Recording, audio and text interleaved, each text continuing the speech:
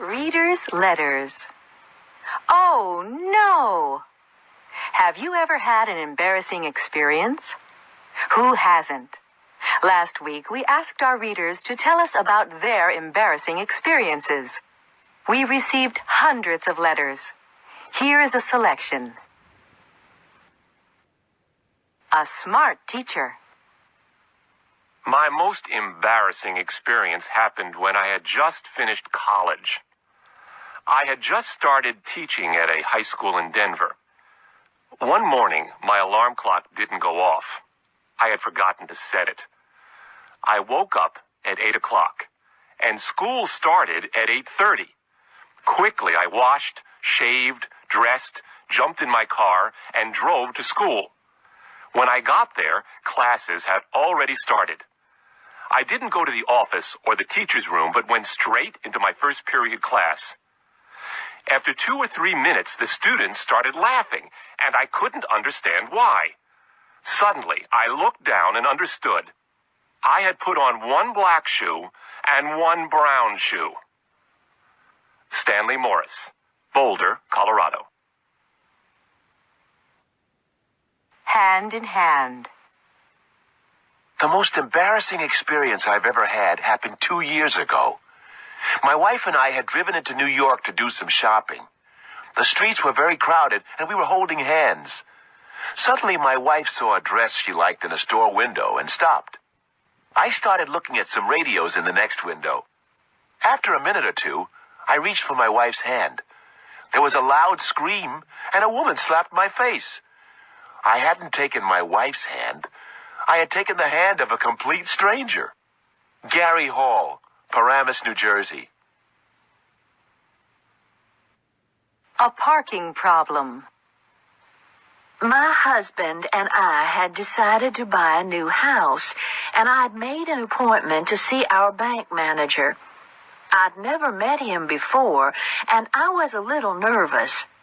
I drove into town, and I was lucky enough to find a parking space outside the bank. I just started backing into the space when another car drove into it. I was furious. I opened my window and shouted at the other driver.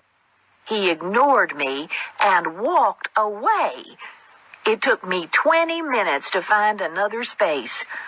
As soon as I had parked the car, I rushed back to the bank. I was 10 minutes late for my appointment. I went to the manager's office, knocked, and walked in. The manager was sitting behind his desk.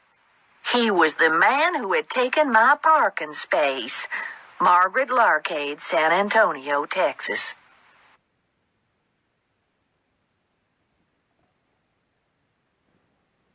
Doug and Kay are staying in an old house on Cape Cod. It belongs to Doug's uncle, and they've borrowed it for the weekend. They arrived an hour or two ago, and they're sitting in front of a fire in the living room downstairs.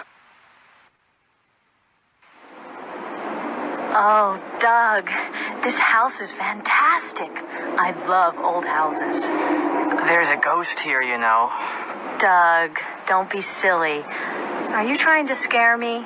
No, I've been coming here for years. We used to stay here when I was a kid. I saw the ghost myself once. This isn't funny, Doug.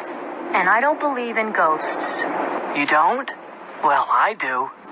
Where did you see the ghost? Upstairs, in the bedroom. Yeah, right. Did it have a white sheet over its head? No. It was just an ordinary ghost. He was wearing clothes from the 1800s. He? Who? The ghost. I'll tell you about it. I'd been out walking all day, and I was really tired, so I went to bed early. Had you been reading a book about ghosts? No. Well, go on. What happened? I'd been in bed for 2 or 3 hours. How did you know that it was a few hours? There's an old grandfather clock in the bedroom. You'll see it when we go upstairs. Anyway, the ghost was standing beside it. What did you do? Nothing. What did he say? Nothing. He just stared at me.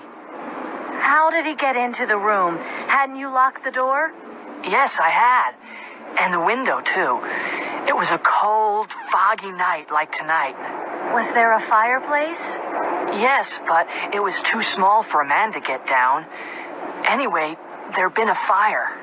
What did you do? I sat up and stared back at him. I was too shocked to move. Well, what happened? I don't know how long we'd been staring at each other when suddenly I shouted, and he disappeared. I don't believe it. I didn't believe it myself at the time, but when I told some people who live around here, they believed me. Some of them had seen the ghost themselves. They could even describe him. If you ask them, they'll tell you. Doug, put some more wood on the fire. I'm going to sleep right here tonight.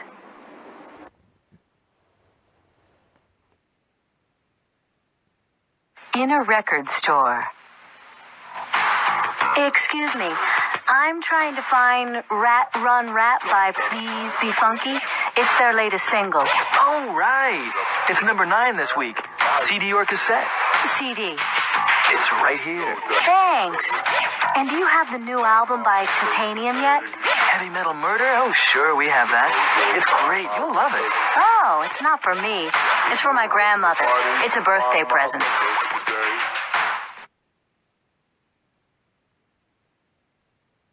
In a jewelry store. I'm trying to find a Christmas present for my wife. Okay. What kind of thing are you looking for? I'm not sure, really. Maybe you can help me. How about a bracelet? No, I bought her a bracelet for our anniversary. Maybe a ring, then. These rings are made of 22-karat gold. What kind of stone is that? A diamond. And it's less than $5,000. Oh, well, maybe you could show me some earrings then.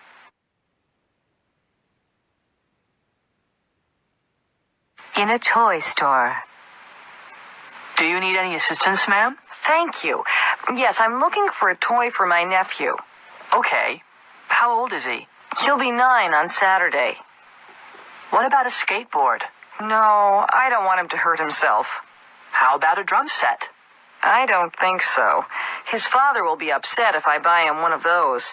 Do you have anything educational? You see, he's a very intelligent boy. I have the perfect thing. A do-it-yourself computer kit.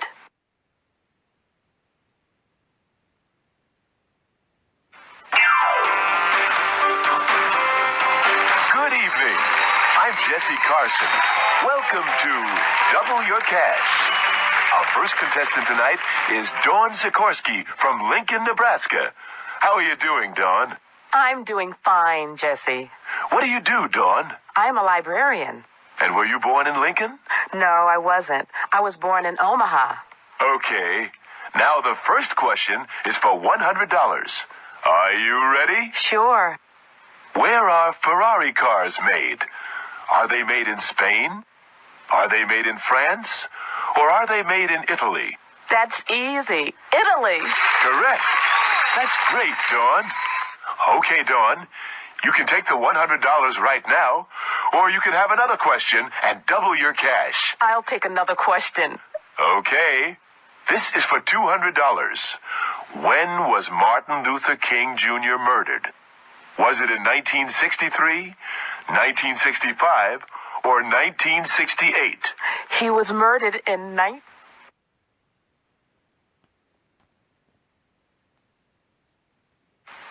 Donna Wu is looking for a new house. She's with the realtor now. Well, Ms. Wu, this is the house that I told you about. 341 Sun Lake Drive. The owners are away, but I have the keys. When was it built? It was built in 1936. Who built it? I have no idea. Is it important? No, I guess not. Is that a new roof? It looks new. It's pretty new. It was put on 2 years ago. It's in very good condition.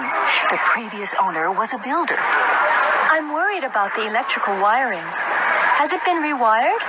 Yes, it has. Oh? When was that done? 5 years ago. It's been completely renovated. New central heating and air conditioning have been put in, and a new garage has been built. Oh? When was that done? The garage? Last year, I think.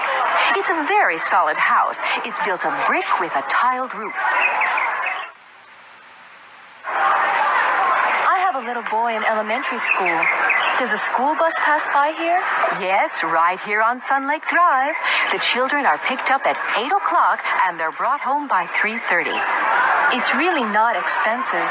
I've seen a lot of similar houses, and they're more expensive. Oh, yes. It's a real bargain. Are there any plans for new construction in this area? Excuse me? New construction? Well, yes, a new hospital is going to be built about 6 blocks north of here. Anything else? Well, a new interstate highway will be built next year. You'll be able to get to the city in half the time. Where exactly will the interstate be built? It'll be built just down the street. Sun Lake Drive has been chosen as the main exit for the city. It'll be interesting. You'll be able to watch the traffic.